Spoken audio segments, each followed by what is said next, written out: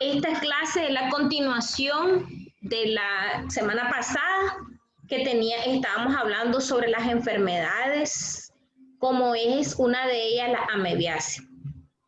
La amebiasis, como la palabra lo dice, son causadas por ameba y tenemos diferentes tipos de amebas. Tenemos las amebas que son amebas patológicas y las amebas no patológicas. En las amebas teníamos en general, se ubican en la clasificación de los protozoarios. Los protozoarios se clasifican según su locomoción en ciliados, en flagelados, en risótopo y en esporozoo. Como vamos a abordar las enfermedades de amebiasis, vamos a hablar sobre la clasificación de los risótopos.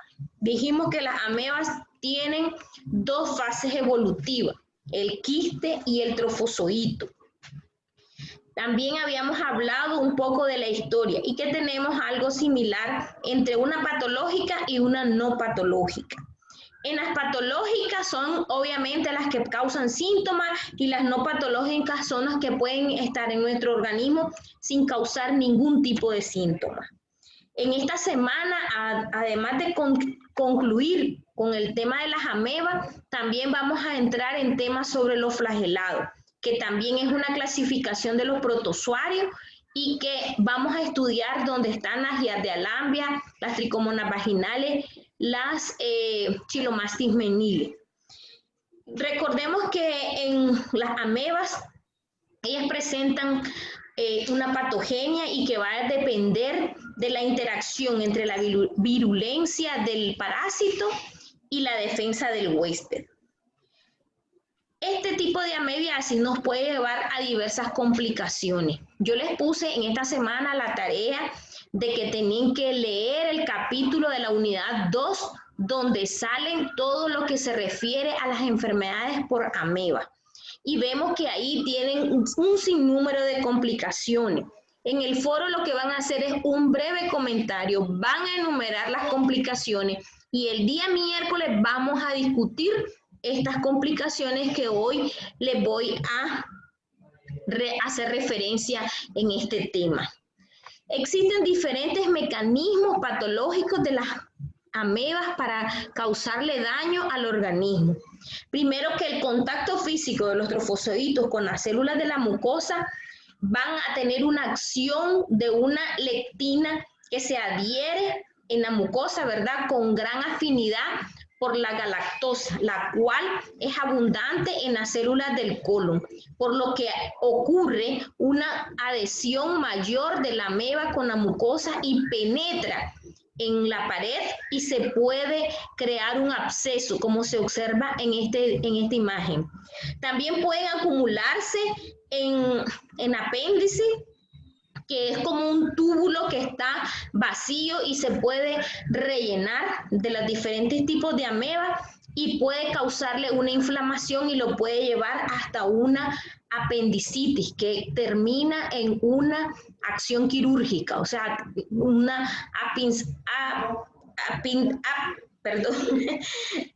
la apéndice la tienen que eliminar.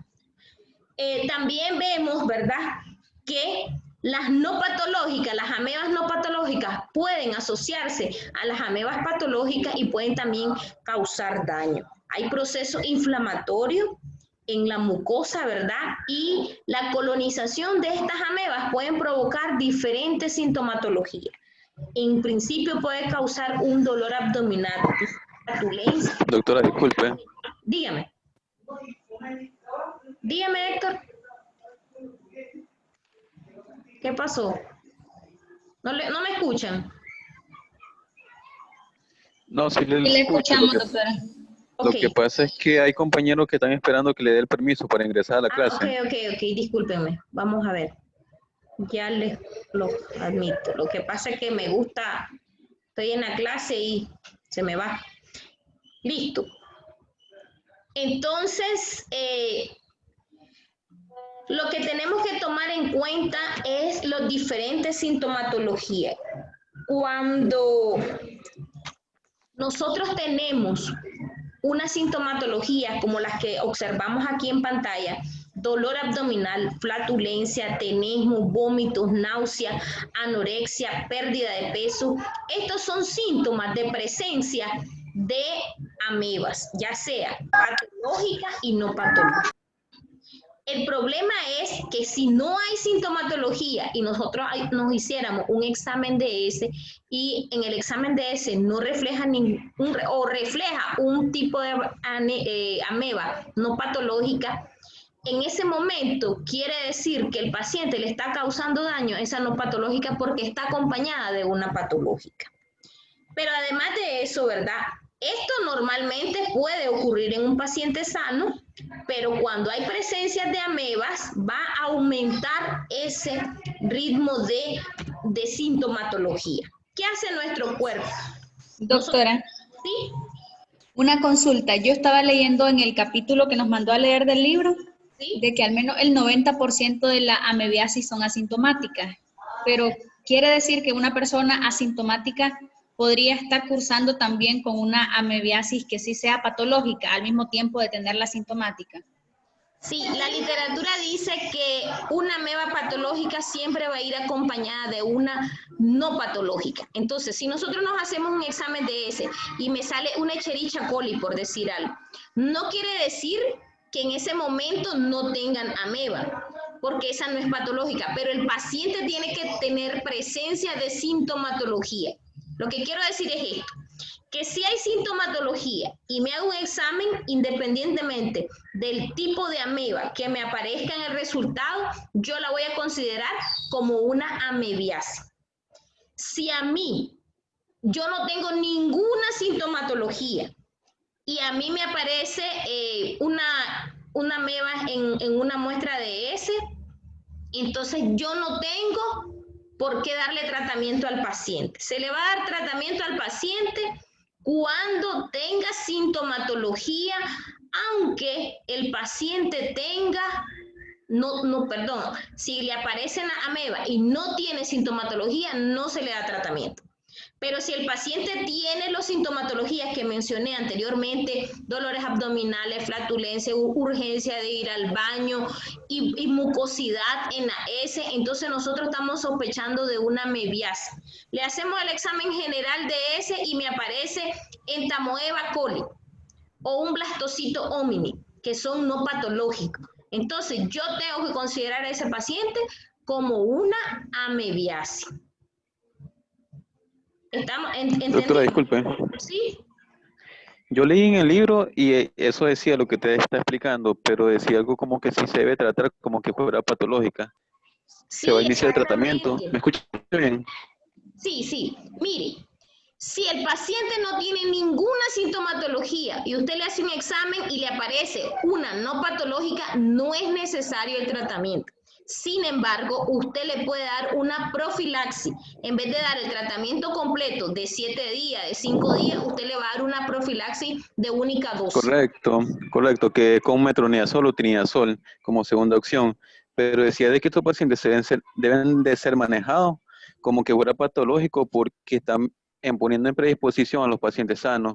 Es decir, como ellos no presentan ninguna sintomatología, ellos van a predisponer de que otros pacientes, cuando, un ejemplo, si es una ama de casa y tiene el parásito y no presenta ningún síntoma y no toma la medida higiénico-sanitaria, al preparar los alimentos, va a provocar que los demás de la familia se infecten. Entonces, por eso decía de que se debe iniciar, como usted decía, una profilaxis con metronidazol o trinidazol.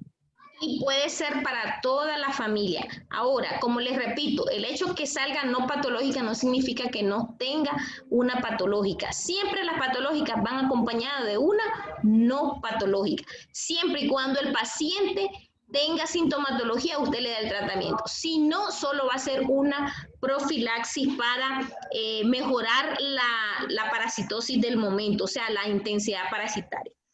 Ahorita lo que les estoy... Sí, es que ellos se convierten como huésped.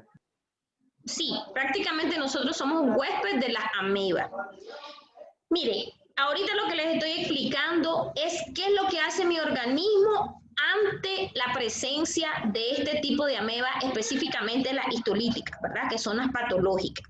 Cuando el parásito invade las mucosas del colon, puede provocar otros tipos de abscesos, que ahí vienen las complicaciones. Entonces, ¿cuándo se va a complicar? Cuando invade otro órgano o otro sitio, ya no solo se localiza en el intestino grueso, y mi organismo va a empezar a defenderse. ¿Qué va a producir primeramente? Anticuerpos de tipo IgG, IgM y IgA.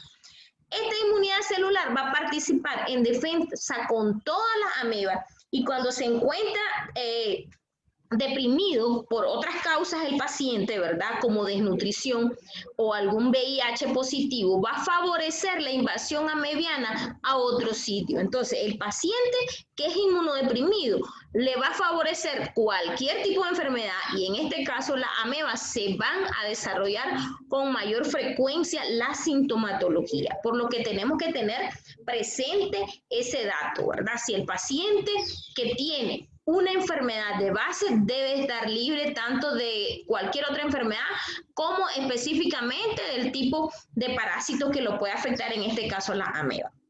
Se dice que las amebas van a considerarse como el 10% de la población mundial tiene este tipo de ameba. ¿Cómo se va a transmitir? Ya habíamos hablado un poco, ¿verdad?, de la forma de transmisión y también de las manifestaciones que puede presentar.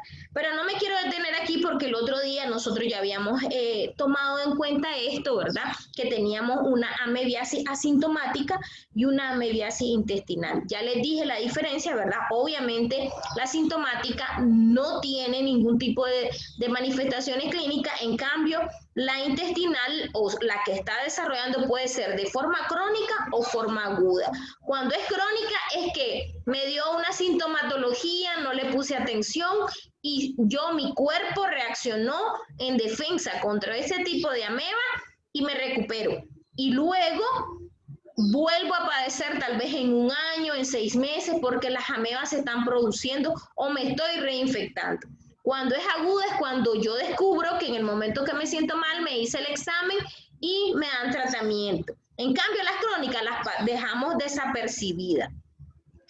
Cuando encontramos en las crónicas vemos que existen mucho mayor sintomatología, como una colitis, como una disentería o como una fase prolongada de evacuaciones, y retira y vuelve de nuevo en cierto tiempo más corto.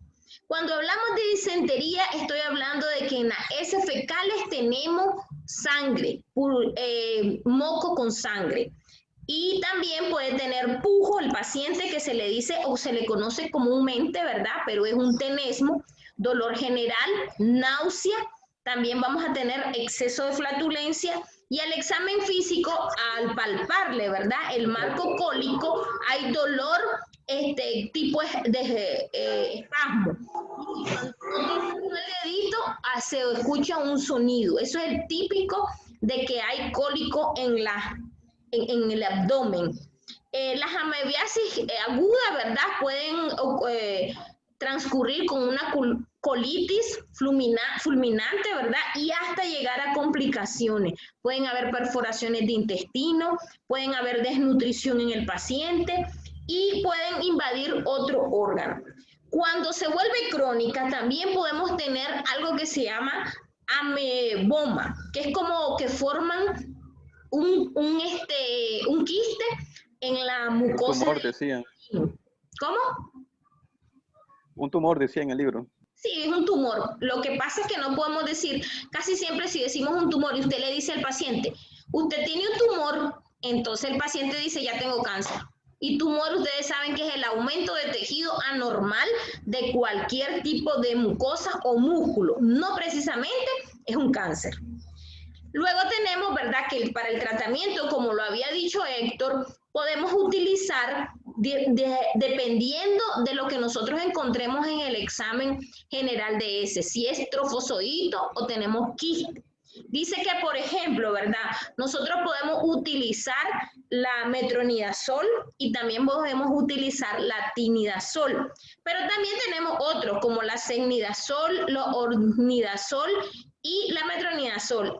Estas van a atacar directamente a los quistes y los trofozoitos, o sea, van a destruir a los trofozoitos, ¿verdad?, porque ellos van a dar orígenes a varios quistes. Entonces, por eso van a ir dirigidos específicamente a los trofozoitos.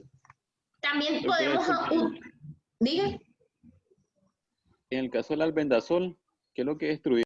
No, la albendazol es para el minto, por eso tienen que poner mucha atención.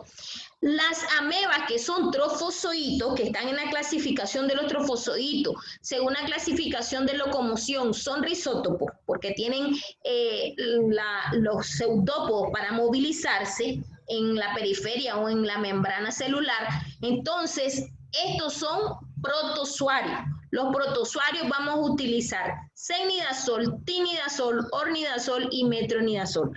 Aquí no mencionamos albendazol. Albendazol va a ser para los helmintos, que son pluricelulares y necesitan de mayor acción sobre ellos. Entre las complicaciones más importantes tenemos la pleuropulmonar, la cutánea de la mucosa, la cerebral y la amebiana. También hay amebas no patógenas que pueden causar daño, como ya habíamos mencionado. Es importante que ustedes sepan, ¿verdad?, en el caso de las amebas, en las complicaciones, porque eso es lo que vamos a ver. Yo más o menos se los enumeré, pero lo vamos a tomar en cuenta cuando el próximo miércoles, ¿verdad? Que ustedes, yo lo que les pregunte, ustedes me van a hacer una como exposición, pero ese día yo los quiero ver, muchachos.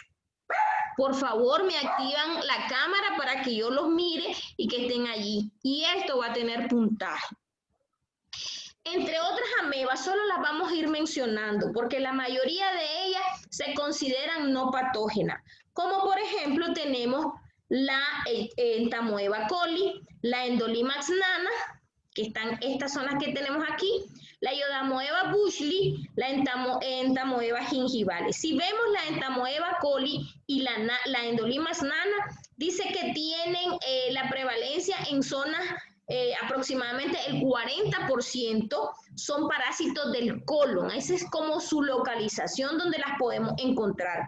Las gingivalis son de la boca y solo existe la fase trofozoítica, no se conoce la fase quística. Tenemos la dientamoeba frágil, que es una ameba intestinal no patógena, y mientras que otros le atribuyen la capacidad de producir diarrea, como se descubrieron anteriormente, ¿verdad? Tenemos las amebas Harmani, que esta también es no patógena, invade el intestino humano y tiene la capacidad de fagocitar bacterias y hongos. Además,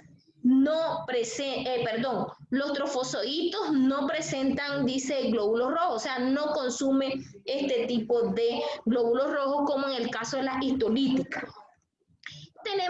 Vamos a hablar un poco, ¿verdad? En la presentación, ustedes espero que lo lean, porque ahí yo les presento cuáles son su forma, la forma quística, la forma de que tiene cada una de ellas. Si vemos la endolimax nana, dijimos que son trofozoitos, la que está arriba son trofozoitos, estos son los trofozoitos que tienen los pseudópodos, y los que tienen los núcleos en su interior son los quistes. No me voy a detener porque lo más importante desde el punto de vista médico, nosotros tenemos que conocer las manifestaciones clínicas, la distribución geográfica, de dónde se distribuye este tipo de parásito, además de saber cómo lo vamos a eliminar. No deben de concentrarse en morfología porque ustedes no van a ser laboratoristas. Vemos la gingivalis, ¿verdad?, que posee un ectoplasma bien diferenciado y puede tener origen a pseudópodos grandes. Presenta buena motilidad, o sea, se mueve exitosamente, ¿verdad? Y también con más frecuencia produce procesos inflamatorios en la encía. Puede provocar piorrea, caries y mal aseo dental. Entonces, si una persona tiene esta característica, una periodontitis, que se le llama esto, ¿verdad? Que vemos esta imagen, eso quiere decir que probablemente ella tenga una ameba gingivalis en boca, por eso es que tienen un aliento como de heces fecales.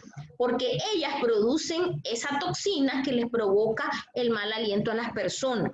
Además de eso, también puede ser que tiene las características, ¿verdad?, de inflamación, de hemorragia en las encías, y lo que tienen que hacer es mandarle a hacerles una limpieza a los pacientes, que eliminen toda esa placa dental acumulada interdentalmente para bajar la concentración. Sin embargo, existen datos que hasta en personas sanas han aislado este tipo de parásitos. También tenemos la Dientamoeba fragilis, que esta ya se reportan ya diarreas por este tipo de parásito. No se observan bien sus núcleos, pero sí se considera como una de las que puede provocar sintomatología. Cuando hablamos de quimioterapia, es que es lo que le vamos a dar al paciente. Dijimos que le podemos dar metronidazol, le podemos dar timidazol y también nitromidazoles, que son medicamentos de elección más efectivos. Hasta el 90% de casos se pueden llegar hasta una acción quirúrgica, como en el caso de una apendicitis, ¿verdad? La timidazol se debe dar en dosis de 2 gramos diarios por adulto, hasta de 50 a 60 miligramos por kilogramo en los niños. La cenidazol van a ser dosis de 30 miligramos y también son efectivos las terapias colaterales, la toxicidad y otros datos sobre este medicamento se describe en el capítulo de las amebas, en el que le mandé a leer, ¿verdad? Y luego tenemos los abscesos, las antiamebianos, ¿verdad?, no absorbibles, que es importante conocer parte de ellos, como la nitromidazol, que constituye con mayor avance en la terapia antiamebiano en los últimos años. La intervención quirúrgica solo va a estar indicada, ¿verdad?, si se inflama el apéndice y el médico valora y considera peligro de muerte, deberá realizarse la no puedo pronunciar la palabra, chicos, discúlpenme, pero es cortar la apéndice. Apendicectomía. Exacto, es que se me va la palabra. Gracias. Otras amebiasis, ¿verdad?, extraintestinales, ya habíamos hablado sobre las complicaciones. Aquí las tengo en la diapositiva, ¿verdad?, que habíamos dicho que van a ser las en pulmón, también en el hígado podemos tener, y también en la mucosa del intestino. Pueden provocar úlceras cuando salen del intestino. También podemos tener abscesos cerebrales y amebianos, que son de gran importancia. Miren, esto es delicado. Si ya hay un absceso cerebral amebiano, imagínense, ¿cómo ocurre esto? A ver, Luisa, dígame, ¿cómo cree usted que ocurre para que llegue hasta el cerebro una ameba? ¿Qué se imagina usted?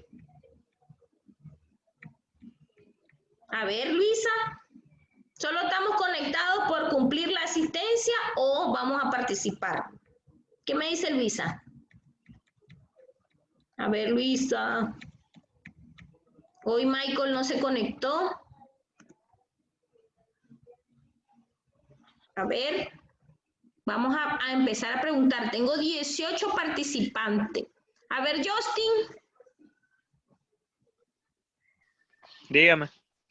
A ver, Justin, dígame, ¿por qué cree usted que puede llegar al cerebro las amebas? ¿Por el torrente sanguíneo? ¿Por los Exactamente. glóbulos rojos? ¿No? A ver, miren, recordemos el ciclo de vida de las amebas, cómo entra en nuestro organismo, llega al estómago, llega hasta el intestino delgado, pasa al intestino delgado. Imagínense que llega un momento que ellas están en el intestino delgado y como son microscópicos estos parásitos, pueden ser absorbidos a través del torrente sanguíneo.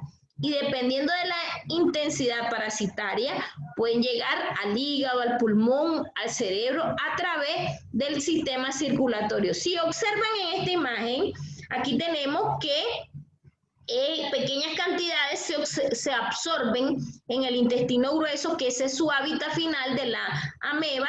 Ellos pueden ser absorbidos porque en el intestino grueso termina de absorber totalmente el agua de las heces fecales, por eso es que salen de forma sólida o formada las heces. Entonces, como que se exprime el desecho y absorbe la última cantidad de agua. Y en esa absorción es probable que si tenemos gran cantidad de amebas, pueden ser absorbidas por el torrente sanguíneo, llegar al hígado, llegar a los pulmones y hasta el cerebro.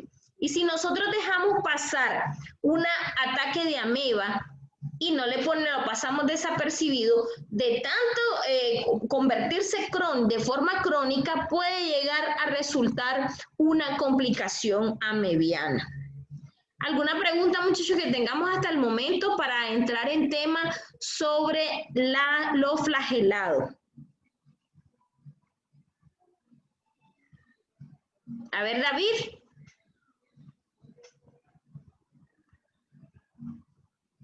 Débora. El que no me conteste ya sabe que yo lo voy a ir anotando. De que no me contestan quiere decir que no están en la clase, que solo se conectan y no me quieren hablar. Si no, no vamos a estar haciendo videoconferencias, muchachos. No, doctora, no hay ninguna pregunta. Ok. Creo que está todo claro. ¿Cómo? Sí, estamos escuchando la clase, profe. Ok, perfecto, me parece bien. Entonces ahora les voy a compartir la otra diapositiva, ¿verdad? Que se trata de los flagelados.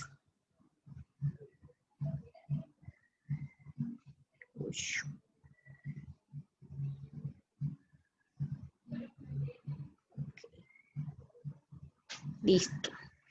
Entonces, los flagelados pertenecen también a los protozoarios. Y entre ellos tenemos diversos flagelados. Las tricomonas vaginales, las tricomonas homini, la giardiosis y los chilomastis menili. Entre los objetivos de abordar en el tema de los flagelados, tenemos conocer la clasificación de los flagelados y sus agentes infecciosos.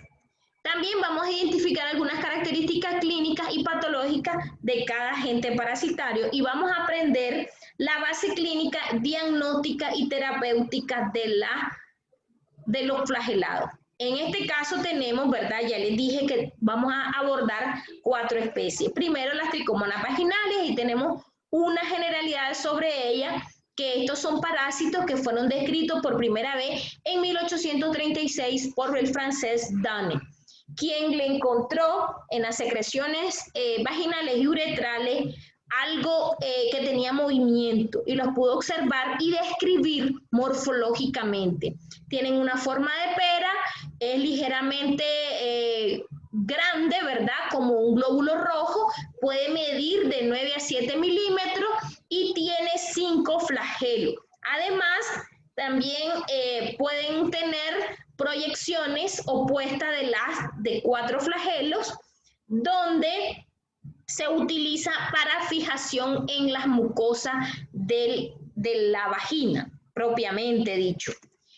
También dice que pueden vivir exclusivamente en el tracto orogenital y necesitan desarrollarse en un pH óptimo de 5.5, por lo que no se van a ser capaces de vivir en un pH ácido. Entonces, por lo tanto, las mujeres embarazadas y las mujeres normalmente deben de tener un pH ácido, no un pH alcalino.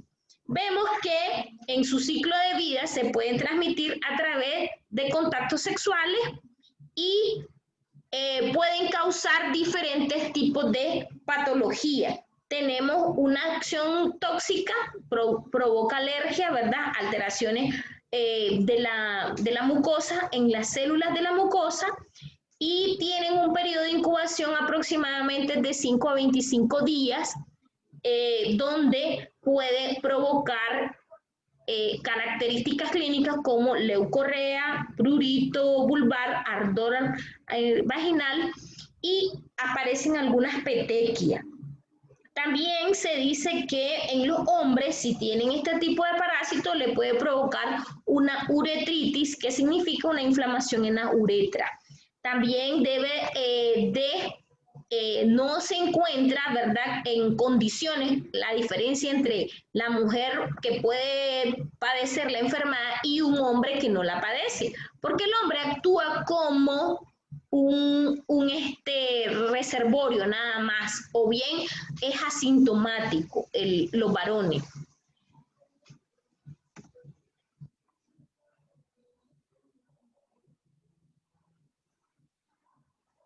Ok. Tenemos, ¿verdad?, que en el laboratorio las podemos diagnosticar a través de un examen general de orina y también las podemos encontrar en las secreciones vaginales.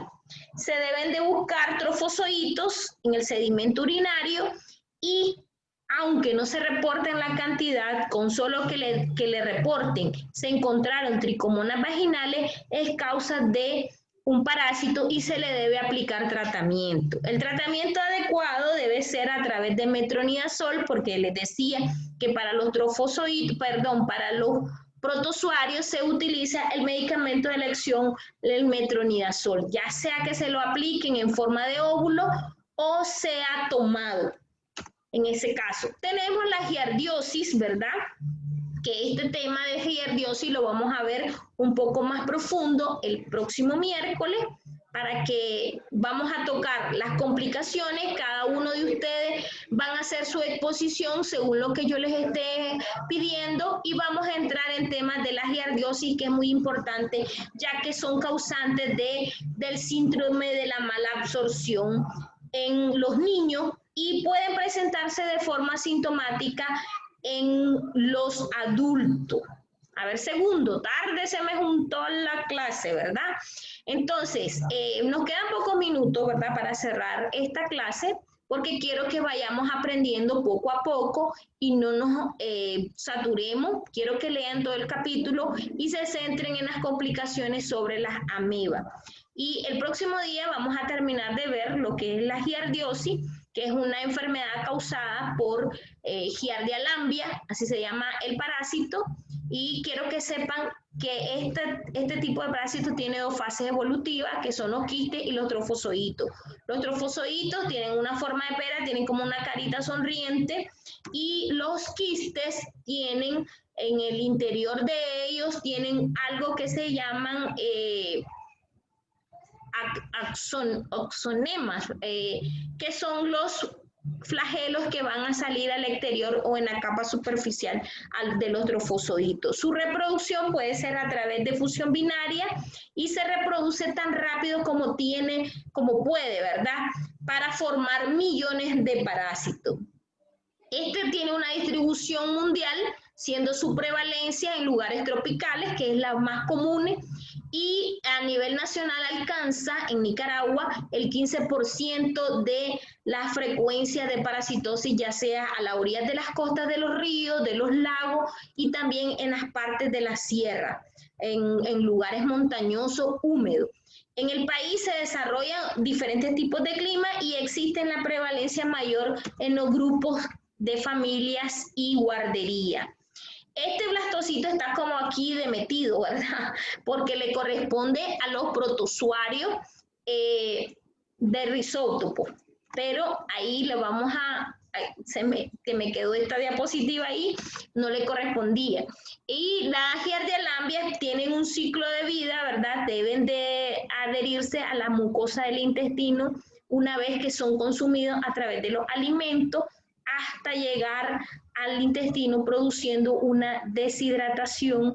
En ese momento hay un enquistamiento y se rompe para formar el trofozoito. Pierde su flagelo, ¿verdad?, y adquiere la forma ovalada en las paredes quísticas y maduras.